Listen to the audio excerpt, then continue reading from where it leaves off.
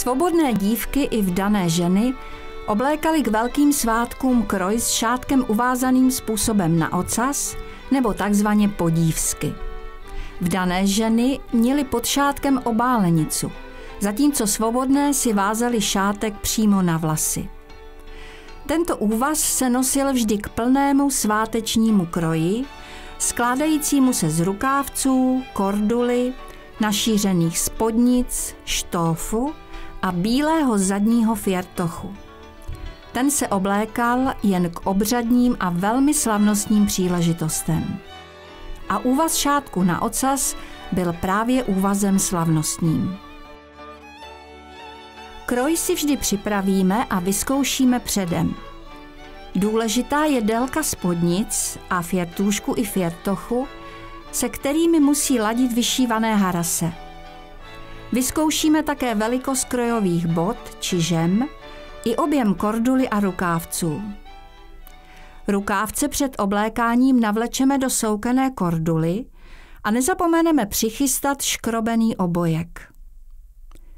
Pod kroj se také oblékala košile, dříve rubáč neboli opléčko, aby nebylo při neopatrném pohybu vidět pod sukně, a také škrobené krajky u spodniček netrhaly černé punčochové kalhoty, které jsou nezbytným doplňkem svátečního ženského kroje. Červený turecký šátek před vázáním vždy vyžehlíme. Nejprve si dívka obleče černé silonky, obuje čižmy a vezme na sebe rubáč neboli košili, na kterou si ještě obléká obyčejná nevyšitá jubka. Díky jubce se nepropotí rukávce a nositelka je chráněna před nepříjemným poškrábáním od pevně naškrobených rukávců. Kroj si může dívka oblékat z velké části sama, nejčastěji ale za pomoci zkušené ženy. Postupně uvazujeme škrobené spodnice od nejkratší po nejdelší. Našíření siluety by mělo být rovnoměrné kolem celé postavy. Ani víc vepředu, ani víc vzadu. Sukně v pase dobře utahujeme, aby nesjížděly a nepadaly.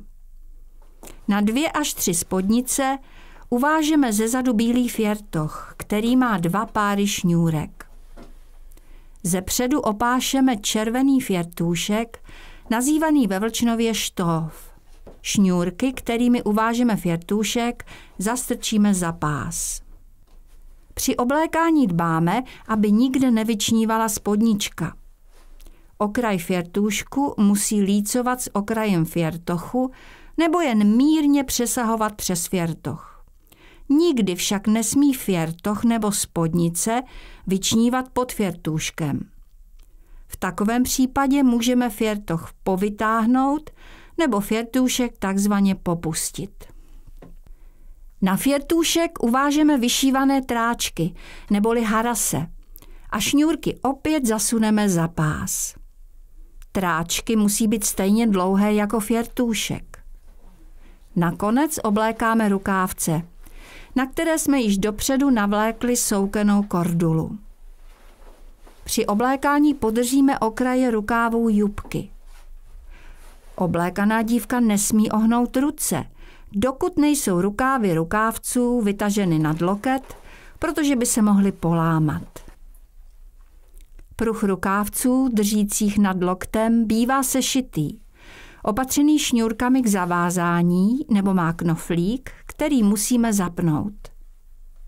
Rukávy nad loktem převážeme modrou stuhou, kterou utáhneme pevně tak, aby byly smyčky i konce mašle stejně dlouhé. Stuha zabezpečí, aby rukávy držely pevně nad loktem.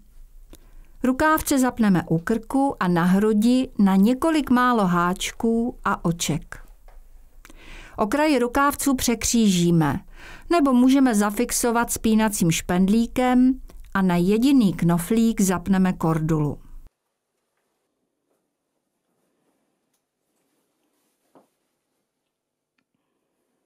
Až je dívka takto oblečena, vážeme šátek na ocas. Pod šátek je třeba vlasy hladce učesat a sepnout gumičkou do ohonu nebo zaplést do copu, pokud je má dívka dostatečně dlouhé. Předem vyžehlený turecký šátek si složíme do trojúhelníku tak, aby v rohu byla dobře vidět květinová kytice. Šátek přehodíme přes hlavu, tak aby nad čelem byl střed.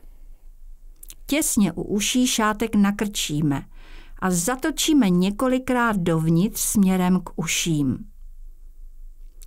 V týle pod sepnutými vlasy dobře utáhneme suk, který pro větší zpevnění můžeme i převázat šňůrkou.